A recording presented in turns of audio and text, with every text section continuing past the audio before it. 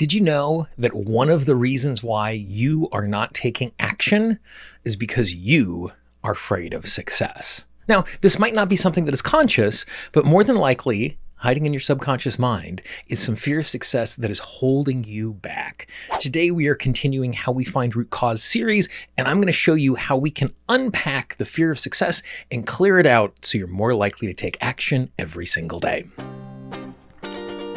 This is Monterastelli, and welcome to the Tapping Q&A podcast recorded live to tape from Williamsburg in Brooklyn.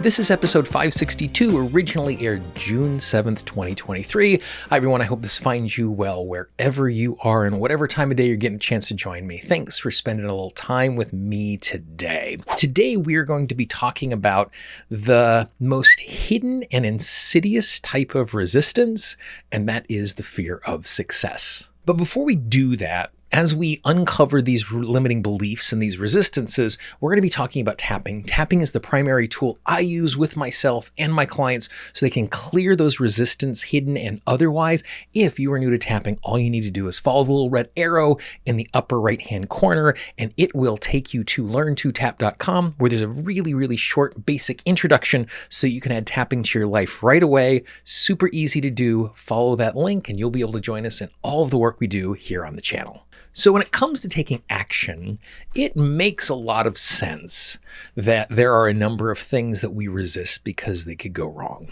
We're afraid that we're going to spend time and energy. It's not going to work out. We're afraid that we're going to be seen by others. We're going to judge. We're afraid that we're going to invest all of this emotional energy into something only to be disappointed on the other side. All of that makes sense. And whenever I'm working with my clients, that's not something we ever have to have a long conversation about because that becomes really obvious. But the thing that is very unobvious, the thing that is holding us back that we don't realize because it's hiding back in the subconscious mind, is the fear of success. And I know that might seem a little weird because more than likely you are trying to take action every single day in your health, in your relationships, in your business, in that creative endeavor that you are working on, like writing a book or anything else. You're doing all of those things because you want to be successful. More than likely, you have a goal, you have an intention. You might even have sat down and very diligently come up with a clear goal statement and come up with this awesome plan to take action. And so if you've done all of that work and you have this clear vision, it doesn't seem like it would make a great deal of sense that we would be afraid of success. But the reason that we would be afraid of success is because sometimes success comes along with penalties. And we talk about this all the time, but the subconscious mind's primary goal is to keep us safe. And in doing so, it will choose the predictable over the unpredictable because the predictable is manageable. It will even choose the predictably bad over the unpredictable. So right now, where you are, stuck otherwise not having success, that is predictable because it's the state you've been in for a while. So your subconscious mind knows exactly what it needs to be doing to manage that. Even if it's perfect, even if it's imperfect and it's painful, it knows the tools, it knows the bad things that are coming at you, it knows how to respond to them, it knows how to recover from them. Success, on the other hand, is not here. And since it's not here, it is unpredictable.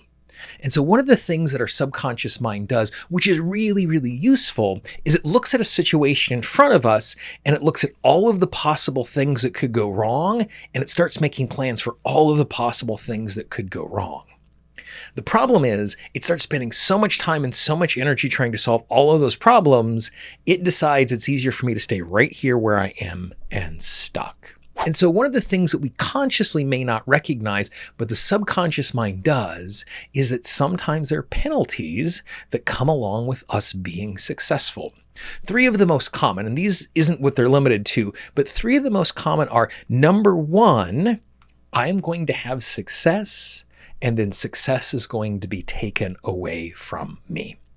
Because it's one thing to be disappointed. It's another thing to have elation and have success and have everything worked out, only to have that ripped away from us. And so it makes sense that there's a part of us that doesn't want to deal with the heartbreak of losing something. And if we know that being successful is really, really hard, then it doesn't want to waste all of that energy only to have that fleeting and be taken away from us. Number two is there is this fear that if I have to work really, really hard to be successful, then I'm going to have to continue working really, really hard to maintain that success. And the reality is, most of the success that we have is something that the effort gets in doing it, but once we have it, we're able to maintain that exact same level without significantly more energy. So for example, it might take a lot of energy for me to write a book, but once the book is written, I don't have to keep working to write the book. It might take a lot of energy and a lot of time for me to grow and have a successful business. And yes, I need to keep spending time and attention in that. But once my business is up and running, I'm now maintaining a business. I'm now maintaining my clients. I'm not starting over. I might spend a bunch of time and energy going on lots of first dates and meeting lots of people, and it feels so consuming and overwhelming. But once I'm in a dynamic relationship, yes, there are challenges inside of that relationship and it's not going to be perfect, but it's not the same type of work. But the subconscious mind is afraid that once I work really, really hard, I'm going to have to keep working really, really hard to maintain it. And it doesn't want to have to work that hard all of the time.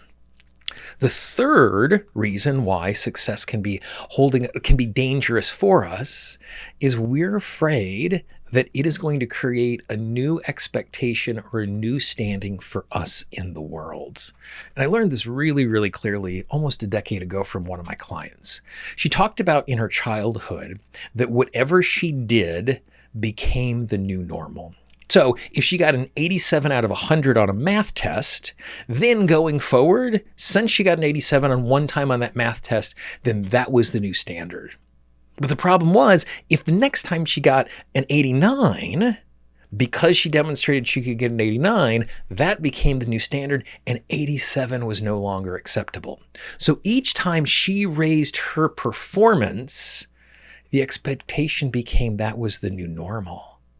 And so if you're in a circumstance where you are afraid that if I achieve something, this becomes the new standard, and I'm working really, really hard to get to the standard, I don't want to create all of these unexpected expectations in my life. And so you can see that and those are the three primary ones. There are other ones out there. If I'm successful, people are going to want to take the success from me, or they're going to want to indulge in my success. I had a client earlier this week, we were doing some work, and she's like, well, if I'm successful, then I become the cash cow for the family again, and everybody becomes dependent. And so the success creates this new standard, not that she has to maintain, but she has to maintain it for everybody else. And so you can see on a subconscious level why we would want to avoid success, because it becomes dangerous. I could lose it. I have to work really, really hard. I'm creating a new standard and people are going to want to be a part of that standard. I don't want any of those things. So it makes sense the subconscious mind is holding us back. But we also know that just because the subconscious mind is afraid that that's the case, intellectually, we know that it might not be true, and in a lot of cases probably isn't true. The reality is the more success I have in my life, the more resource, the more capacity I have to deal with things that are going wrong.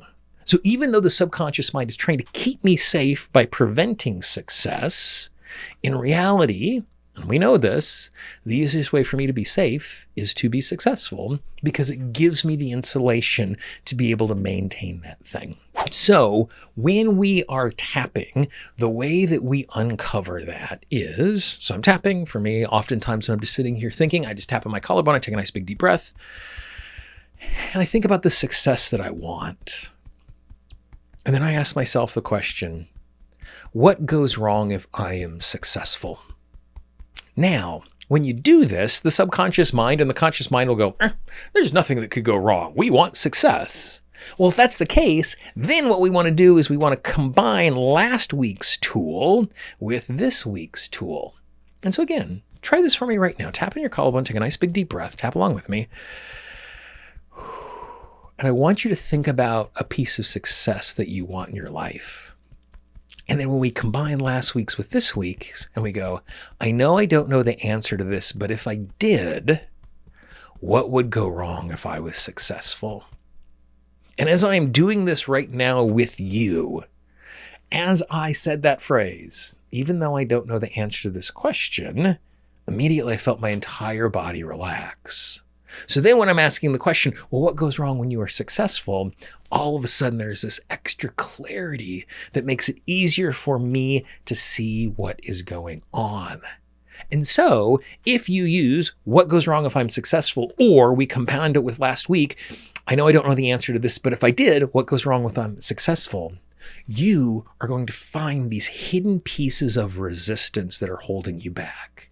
Because the reality is, if the subconscious mind thinks it is unsafe for us to do something, it is going to be, in the words of my friend Brad Yates, it is going to be brilliant in the way that it self-sabotages us, in the way that it holds us back. And so it's super important for us to be able to find these hidden resistances if we truly want to take action, if we truly want to create lives that we love, if we truly want to be authentic in every single moment. Because that unrealized, disproportionate, misinformed fear that is living in your subconscious mind is the thing that is preventing you from living the true, authentic life that you love. And so that's the reason why it's so important for me to really dive in and dissect these things. So this is a really, really simple tool that would allow you to do exactly that. So I hope you found that little tool useful as you continue to navigate your way, trying to find these root causes that are holding you back from taking action. Check out the entire series on root causes. All you need to do, look on your screen right now, is click on that little link. It'll take you to the playlist of every single one of these tools. And as new tools come out, they're going to be part of that playlist as well. For Tapping Q&A, it's Gene Monterastelli. I hope you have a great day, and I will talk to you real soon. Bye-bye.